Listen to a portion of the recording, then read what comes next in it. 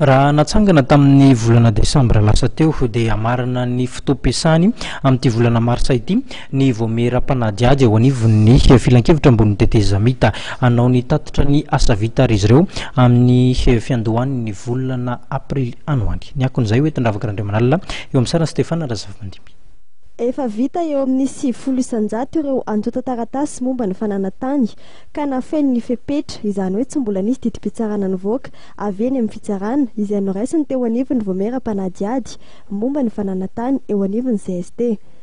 Efa nalefa any amin'ny primature alefitra misana ny fampandrosoana sy ny fanajariana ny tany ny vala ny fanadiadiana izay ampiatra ny fanapahan-kevitra tapaky ny voamera. Atota taratasy roa sisa ny mbola andalam-pamaranana fanadiadiana azy raha nambara ny filohan'ity voameram-panadiady ity. Raha ny anay manokana zany a dia izay dosia ny dinihana teto a dia efa hita daholo ny valin'ny fanadiadiana ary efa nalefa any amin'ny tompona andraikitra maefa an'izany.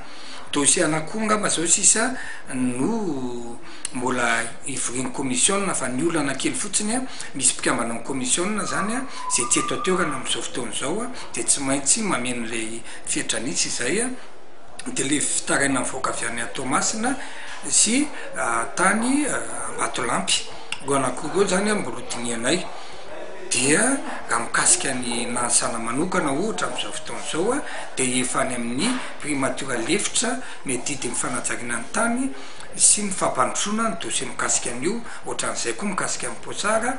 Ireo antota taratasy izay tsy nafeny ny fepetra izany hoe efa raha mandeha ny anivon'ny fitsarana na ireo fitarainana momba ny kolikoly ka misy fandraisany amin'ny fananantany na ihany koa ireo fitarainana tsotra momba ny fandaminana ankapobeny asan'ny sampandrarahan'ny fananantany dia efa nampitain'ny voameriny anivony ireo tompona andraikitra isan-tsokajiny.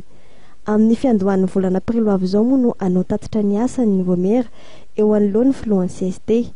Ity voameram-panadiady ity sy ireo voamera dimy hafa izay natsangana amin'ny volana Desambra lasa teo dia mamarana avokoa ny asan'izy ireo amin'ity volana Marsa ity noho izy ireo nomena fepo-taona efa-bolana iasana. Marina fa ny voamera maritra amin'ny samy fananana tany eo anivon'ny CST dia mbola mitoetra.